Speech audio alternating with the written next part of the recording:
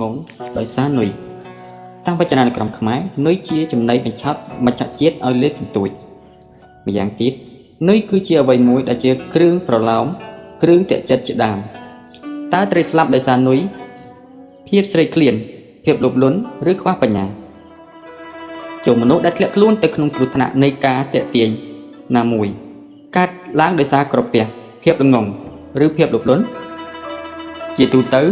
នុយត្រូវបានជ្រើសយកអ្វីដែលគេចង់បញ្ឆោតនោះចូលចិត្តបំផុតទោះបីជាអ្នកស្ទូចត្រីចូលចិត្តសាច់មាន់បំពង KFC ក្តីប៉ុន្តែគេមិនអាចយកសាច់មាន់បំពងនោះទៅធ្វើជានុយដែរយ៉ាងទៀតគេមិនដែលចំណាយនុយច្រើនជាងឬមានតម្លៃជាងរបស់ដែលគេចង់បាននោះទេចំណែកឯមនុស្សជាច្រើនត្រូវបានគេយកនុយបន្សាក់លាបសក្ការៈការសរសើរសម្រស់ជាដើមដើម្បីធ្វើជានុយតាក់អ្វីផ្សេងពោលគឺអ្វីដែលមនុស្សចូលចិត្តមនុស្សចង់បានឬមនុស្សត្រេកត្រអាលជាមួយចំណែកត្រីជាធម្មជាតិក្នុងនាមជាសត្វដែលគ្មានបញ្ញាឬការចេះត្រេះរិះគិតពិចារណាដូច្នេះវាមិនចេះថ្លឹងថ្លែងអ្វីនោះទេវាត្រូវបានមនុស្សយកឆីជាអាហារដោយសារតែសភាវគតិរបស់វាតែប៉ុណ្ណោះចំពោះមនុស្សវិញដែលមានបញ្ញាឆ្លាតជាងសត្វប៉ុន្តែបែរជាអាចត្រូវបានធ្លាក់ខ្លួនដោយសារនុយបញ្ឆោតរបស់គេដោយសារអ្វីក្រពះភាពល្ងងឬភាពលោភលន់បើថាដោយសារក្រពះតើមានតែរបស់ជានុយដែលគេដាក់នឹងទេទើបអាចធ្វើឲ្យយើងរស់បានចម្លើយគឺទេមានវិធីសាស្ត្ររាប់មិនអស់ដើម្បីរកស៊ីចិញ្ចឹមក្រពះបានមិនមែនត្រឹមតែនុយដ៏អាក្រក់និងស្អុយរលួយនោះទេដោយសារភាពល្ងងខ្លៅ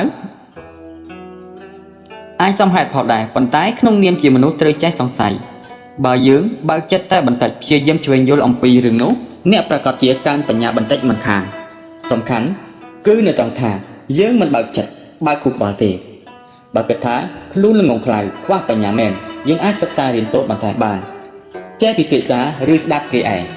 ហើយយកមកពិចារណានោះគឺជារឿងល្អប្រសើរដោយសារភាពលោភលន់ចម្លើយនេះដូចជាទំនងជាងគេភាពលោភលន់ចង់មានចង់បានមិនចេះស្កប់ចេះស្កល់គឺជាដើមហេតុនៃការចាញ់បោកបញ្ឆោតរបស់គេរ៉ូមីអ្នកប្រាជ្ញមូស្លីមដ៏ល្បីល្បាញកាលពីសតវត្សទី13បាននិយាយថា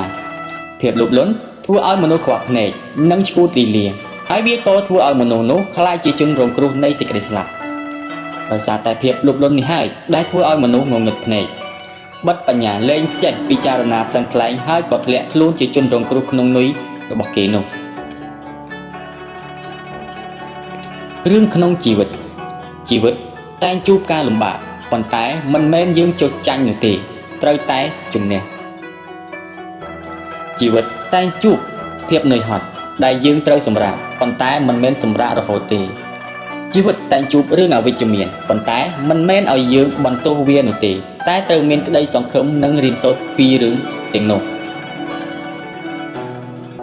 ជីវិតតែងមានអតីតកាលខ្មៅងងឹតប៉ុន្តែមិនមែនឲ្យយើងត្រូវរក្សាទុកវាក្នុងខ្លួននោះទេតែត្រូវរៀនសូត្រហើយបំភ្លេចវាជីវិតតែងជួបកន្លែងអាក្រក់ប៉ុន្តែមិនមែនឲ្យអ្នកដេកនៅទីនោះទេតែត្រូវដើរចេញឲ្យលឿន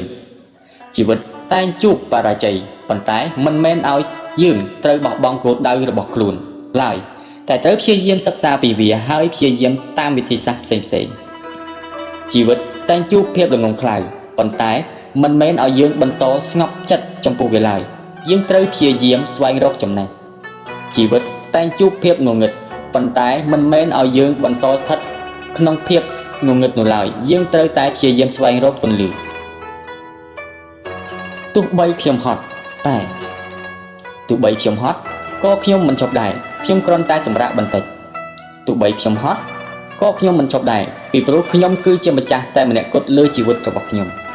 ទោះបីខ្ញុំហត់ក៏ខ្ញុំមិនឈប់ដែរពីព្រោះខ្ញុំមិនចង់រស់នៅដោយពឹងតែលើអ្នកដទៃរហូតនោះទេទោះបីខ្ញុំហត់ក៏ខ្ញុំមិនឈប់ដែរពីព្រោះបើខ្ញុំឈប់ខ្ញុំនឹងឈប់រីកចម្រើនជីវិតក៏ត្រូវបញ្ចប់ដែរទោះខ្ញុំហត់ក៏ខ្ញុំមិនឈប់ដែរពីព្រោះសុបិនរបស់ខ្ញុំមិនទាន់បានសម្រេចនៅឡើយទេទោះខ្ញុំហត់ក៏ខ្ញុំមិនឈប់ដែរពីព្រោះគ្មានអ្វីដែលទទួលបានដោយគ្មានសកម្មភាពនិងការខិតខំប្រឹងប្រែងនោះទេទោះខ្ញុំហត់ក៏ខ្ញុំមិនឈប់ដែរពីព្រោះមានរឿងល្អៗជាច្រើននឹងកើតឡើងពេលខ្ញុំបន្តដំណើរទៅមុខទៀតពេលខ្ញុំហត់បង្ហាញថាការងារដែលខ្ញុំកំពុងធ្វើគឺមានតម្លៃ ហើយការលំបាកនឹងធ្វើឲ្យខ្ញុំរីកចម្រើនពេលខ្ញុំហត់ខ្ញុំគ្រាន់តែសម្រាប់បន្តិចពេលបានធូរស្បើយខ្ញុំនឹងបន្តទៅមុខ